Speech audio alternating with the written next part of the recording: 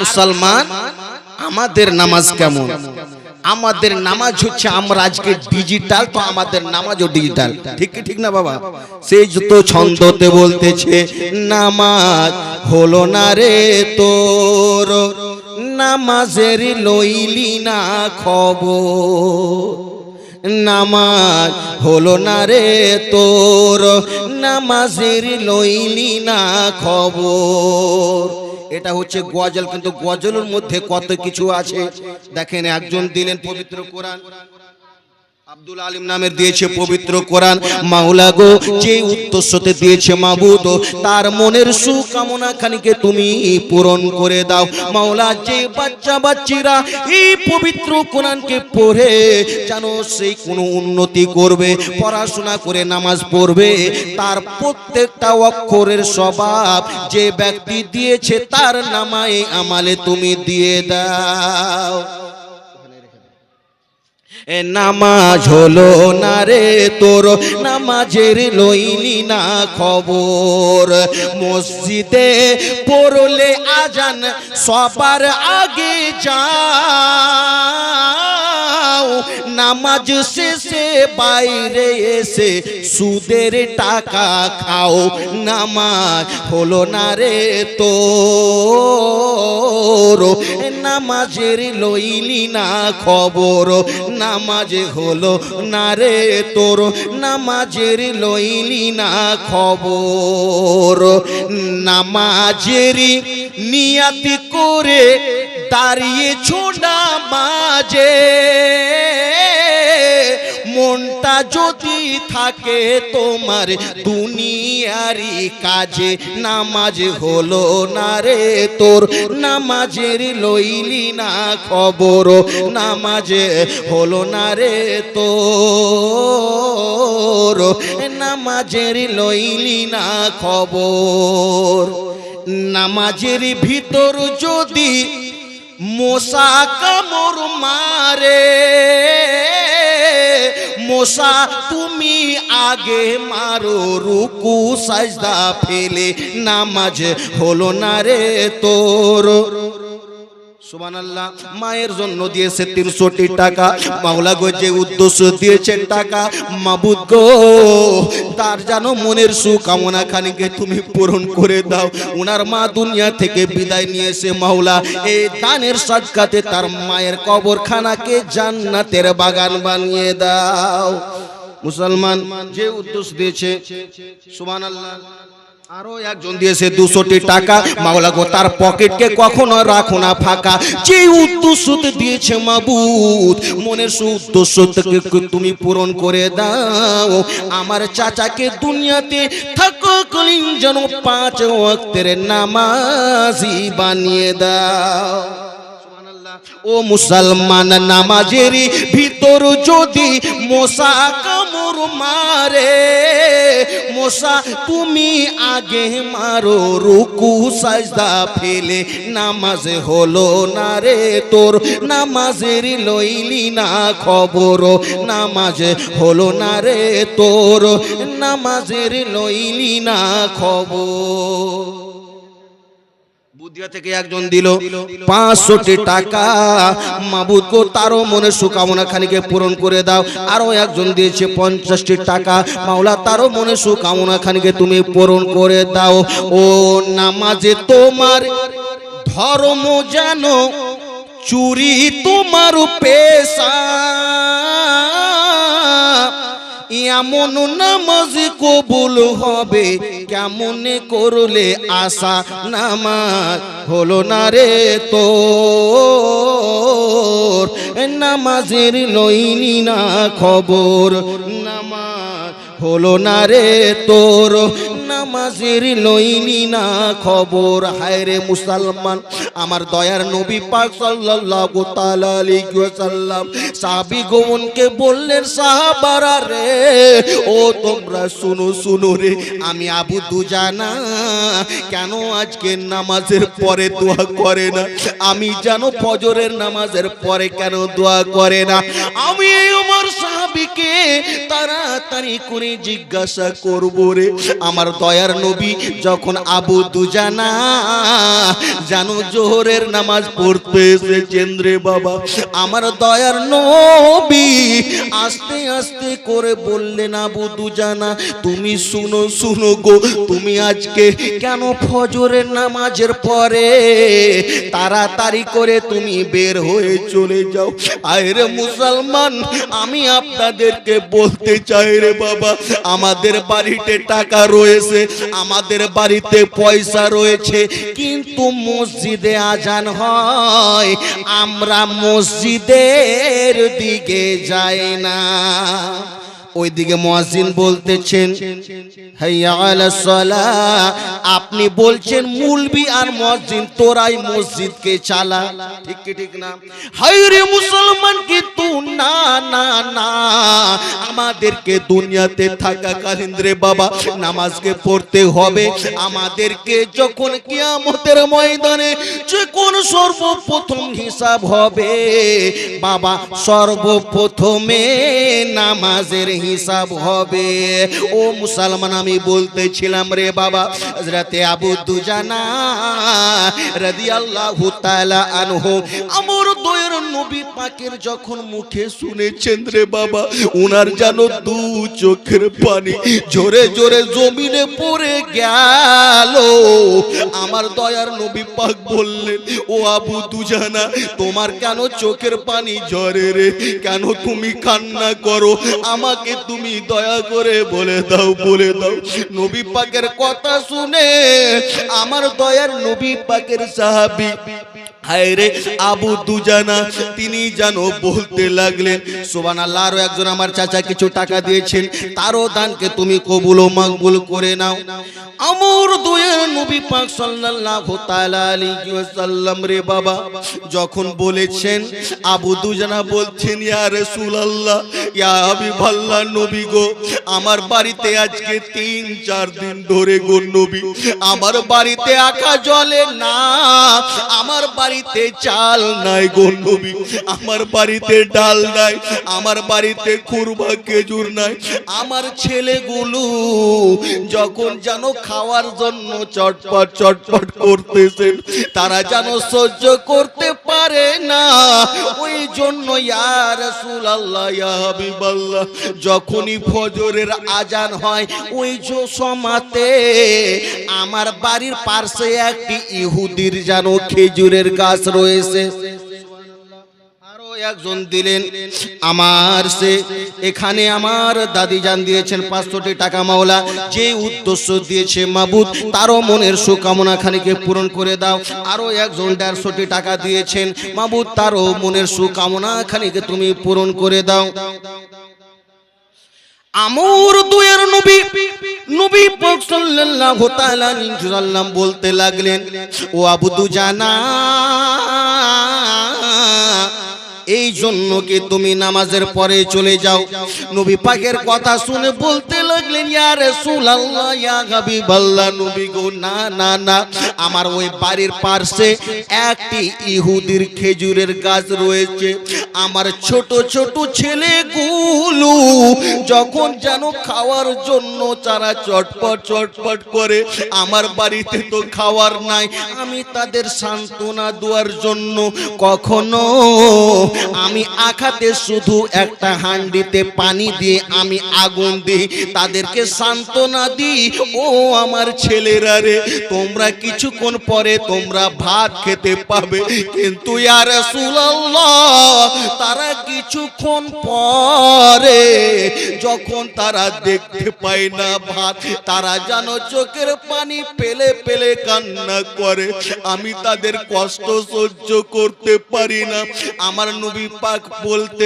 বলতেছেন ও আমার সাহাবী ও আবু দুজানা তুমি বলো গো ওই ইহুদির খেজুরের গাছটা কি হয়েছে ওই নবী পাকের সাহাবী বলতে লাগলেন যখন রাতের অন্ধকারে আমার ছেলেগুলো ঘুমিয়ে থাকে আর ওই খেজুরের যেন ডালগুলো আমার আগনার দিকে হয়ে রয়েছে যখন রাতের অন্ধকারে খেজুরগুলো আমার আগনাতে পড়তে থাকে। আমার ছোট ছোট ছেলেগুলো যদি রাতের অন্ধকারে তারা বুকের যেন কষ্টতে সহ্য করতে না পেরে তারা যদি ইহুদির গাছের খেজুরগুলো খেয়ে নেয়, সে ইহুদি তো আমাদের অনুমতি দেয় না। এই জন্য ইয়া রাসূলুল্লাহ, ইয়া হাবিবাল্লাহ, নবী গো, আমি তাড়াতাড়ি করে ফজরের আজানের যখন দেন আমি তাড়াতাড়ি করে মসজিদে আসি, আর তাড়াতাড়ি করে নামাজ পড়ে আমি বাড়ি যাই। আমার আগনাতে যত খেজুরগুলো পড়ে থাকে ওই খেজুরগুলোকে নিয়ে ইহুদির বাড়ির দিকে ফেলে দিই। কি ওই খেজুরগুলো থাকবে না, ও আমার ছেলেগুলো খেতেও চাইবে না। কেমন মুসলমান ওনারা ছিলেন, আর আজকে মুসলমান আমরা কেমন। ঝড় উঠেছে, আমরা বাগান গিয়েছি, বাগান যাওয়ার পরে একটা আম পেলাম তো 10টা আমকে পেরে আরো ভরে নিলাম। ঠিক ঠিক না বাবা? অনেকই বেরাদার ইসলাম হয়েছে। হায়রে মাকে এসে বলতেছেন, মা মা মা, আমি ওই বাগান থেকে আম নিয়ে এসেছি গো মা। মা বলতেছেন, আব্দুল কুদ্দুস, তুমি কি সবটা গাছের নিচে পেয়েছো? ওই সমাতে বলতেছেন, মা না গো মা না, আমি গাছের নিচে শুধু 5টা পেয়েছি, আর 10টা আমি গাছ থেকে পেরেছি। মা বলতেছে, বাবা ভালো করেছো, এরপরে যদি আরো পারো তো আরো নিয়ে আসবে। মা আরো শিক্ষাটাও ভালো দিল না বাবা। ওই মা সন্তান যত বেরাদার ইসলাম গুনাহ করবে ওই মা তার যেন হকদার হবে। ও মুসলমান, দুনিয়াতে যদি থাকতে হলে আমাদেরকে ভালোভাবে চলতে হবে, ভালোভাবে আমাদেরকে থাকতে হবে। আর মুসলমান দুনিয়াতে নামাজ পড়লে ভালোভাবে আমাদেরকে নামাজ পড়া লাগবে। আমার নবী পাক বললেন, ও আমার সাহাবারা রে, ও তোমরা শুনো শুনো, কে তোমরা এমন আছো রে, ওই আবু দুজানার কষ্ট আমি জানো আর সহ্য করতে পারি না রে। তোমরা কে এমন আছো কি তোমরা নিজের টাকা দিয়ে ওই ইহুদির কাজকে খরিদ করে আবু দুজানাকে দিয়ে দেবে? নবী পাকের একজন সাহাবী হযরত উসমান গনি বলতেছেন, ইয়া রাসূলুল্লাহ, আমি নিজে খরিদ করে তাকে দিয়ে দেব। বলেন সুবহানাল্লাহ। ও মুসলমান বাবাজি, বন্ধুগণ আমার, কিন্তু আজকে বেরাদারে ইসলাম আমরা দুনিয়াতে ভালোভাবে চলতে পারলাম না, আর আমরা নামাজ আমরা পড়তে পারলাম না। আর বাঁচবো কতদিন? এসো রে ভাই নামাজ পড়ি আমরা প্রতিদিন। নামাজবিহীন কেমন করে রইবে তুমি আধার ঘরে, ভাবো রে মুমিন। এসো রে ভাই নামাজ পড়ি আমরা প্রতিদিন। অবহেলায় দিন কেটে যায়, পড়ো না নামাজ। হঠাৎ করে দেখবে তুমি হয়ে গেছো লাশ। দুনিয়ারি মায়া ছেড়ে যেতে হবে আসল ঘরে, কি হবে রে সেদিন? এসো রে ভাই নামাজ পড়ি আমরা প্রতিদিন। ঘুম ভাঙলে সকাল, না ভাঙলে হবে পরকাল। তবে কিসের বাহাদুরি ওহে মুসলমান? ঠিক কি ঠিক না বাবা? আব্দুর রহমান রাতে এশারের নামাজ পড়ে ঘুমিয়েছে, আর ফজরে তার নাম হচ্ছে লাশ। ও মুসলমান, ওই জন্যতে ছন্দ বলতেছেন, ঘুম ভাঙলে সকাল, না ভাঙলে হবে পরকাল। তবে কিসের বাহাদুরি ওহে মুসলমান? মসজিদের ওই একজন 1000 টাকা দিয়েছে মাওলা, তারও দানকে তুমি কবুল ও মাকবুল করে নাও, মনের উদ্দেশ্যকে তুমি পূরণ করে দাও। হায় রে মসজিদের ওই পালকি চড়ে যেতে হবে আসল ঘরে, কি হবে রে সেদিন। এসো রে ভাই নামাজ পড়ি আমরা প্রতিদিন, আর বাঁচব কতদিন। এসো রে ভাই নামাজ পড়ি আমরা প্রতিদিন। এই হচ্ছে তিনারা নামাজ পড়েছেন, বাড়িতে খাওয়ার নাই, বাড়িতে কিছু নাই, কিন্তু মুসলমান নামাজ জানো তিনারা কত সুন্দর ভাবে পড়েছেন। শুধু তাই নাই রে বাবা, আমার নবী পাক সাল্লাল্লাহু তাআলা আলাইহি ওয়াসাল্লামকে না সৃষ্টি করলে আমার মহারব্বুল আলামিন কিছুকে সৃষ্টি করতেন না।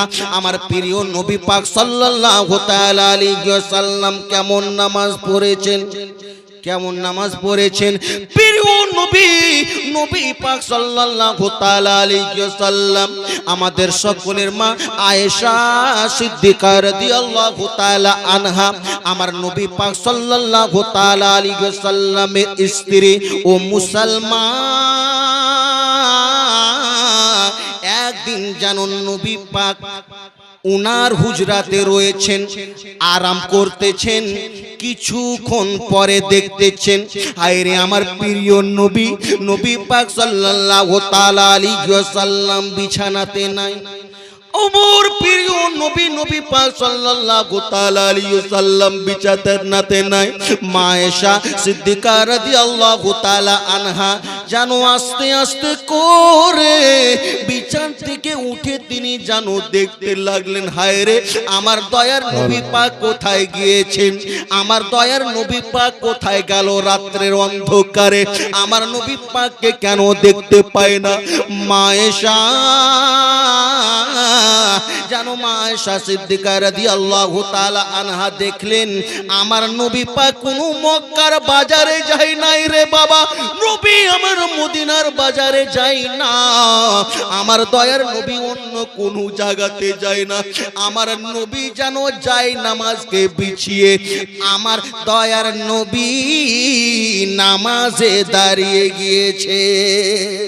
জোরে হবে না সুবহানাল্লাহ, সুবহানাল্লাহ। নামাজে দাঁড়িয়ে গিয়েছেন, নামাজে দাঁড়িয়েছেন, কিন্তু মুসলমান নামাজে দাঁড়িয়েছেন, কিন্তু নবী প্রিয় নবী সাল্লাল্লাহু তাআলা আলাইহি ওয়াসাল্লামের দু চোখের পানি বন্ধ হয় না।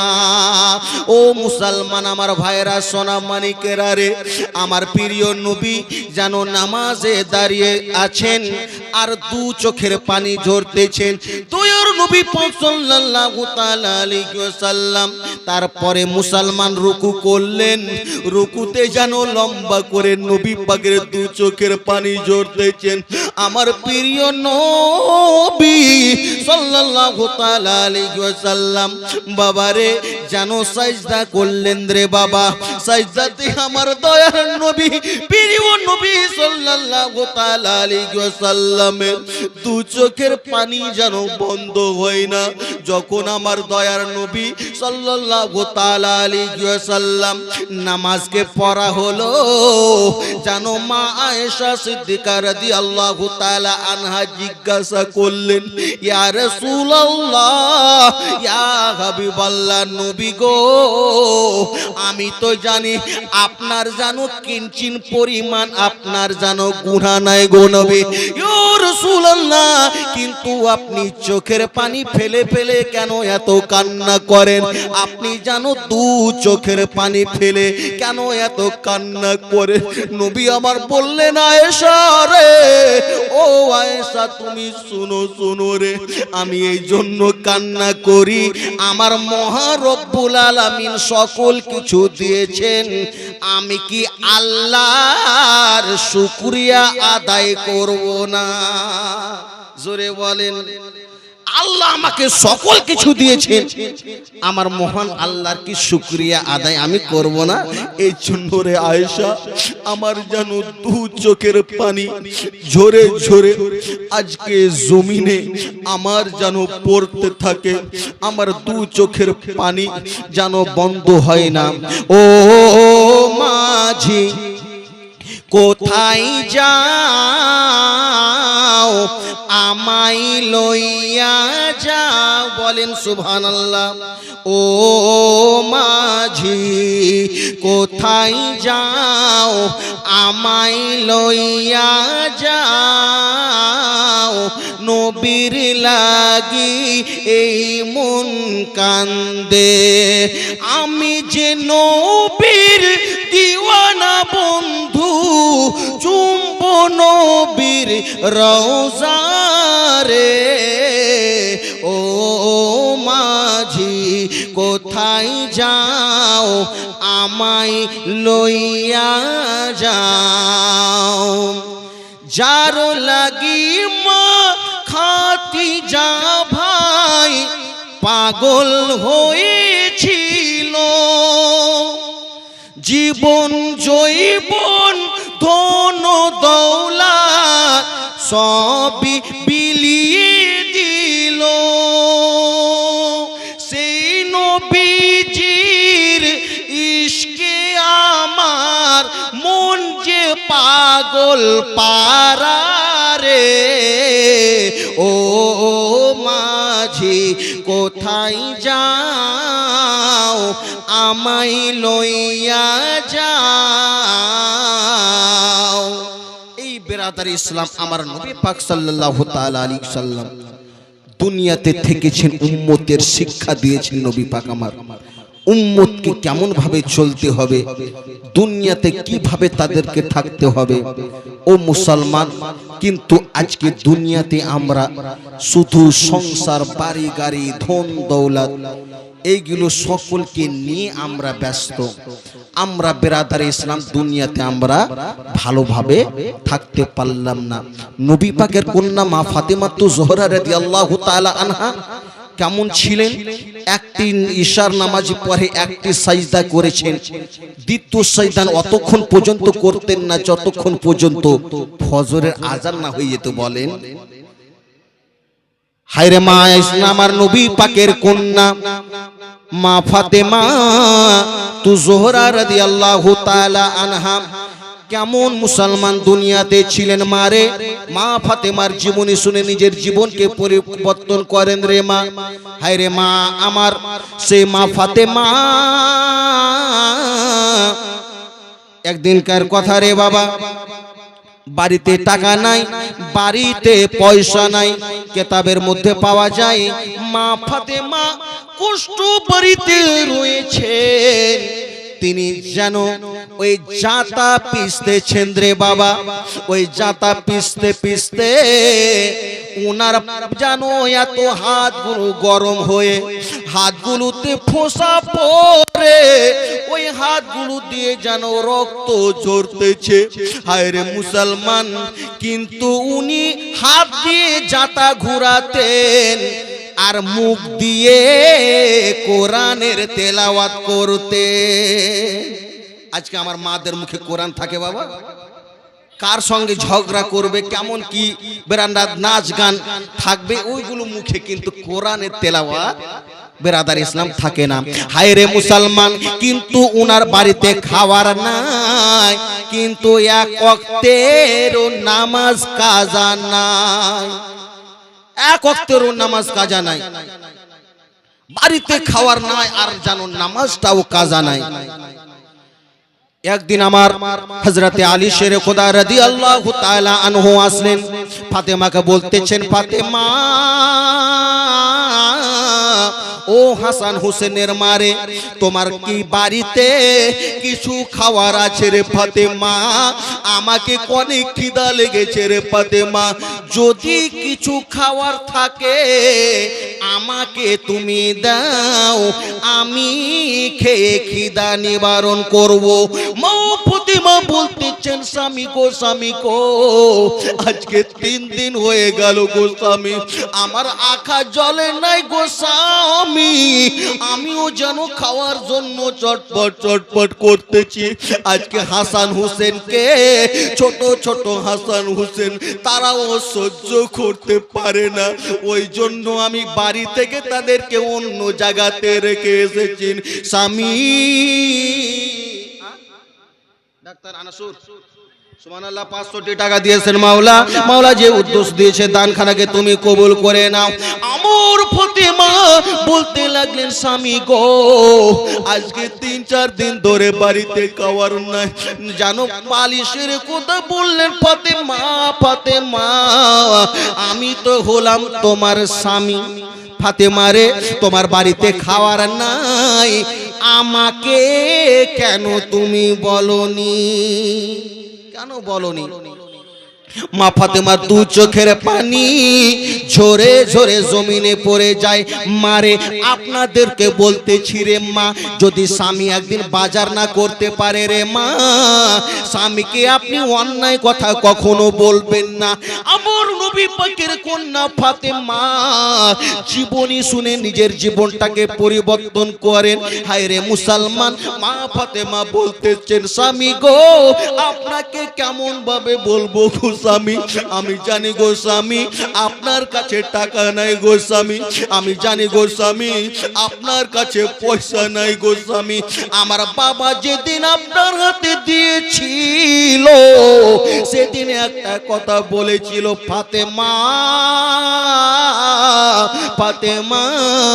দুনিয়ার জমিনে তোমার বিবাহ দিলাম রে ফাতেমা আলীর সঙ্গে, আমি জানি রে মা আলীর টাকা নাই রে মা, আমি জানি রে মা আলীর পয়সা নাই রে মা, কিন্তু ফাতেমা রে আজকে মক্কা নগরের বড় বড় ধনীদের ছেলেদের সঙ্গে তোমার বিবাহর প্রস্তাবখানা এসেছিল, আমি তাদের সঙ্গে দেয় নাই রে মা, কিন্তু তোমার বিবাহ দিলাম আলীর সঙ্গে রে মা।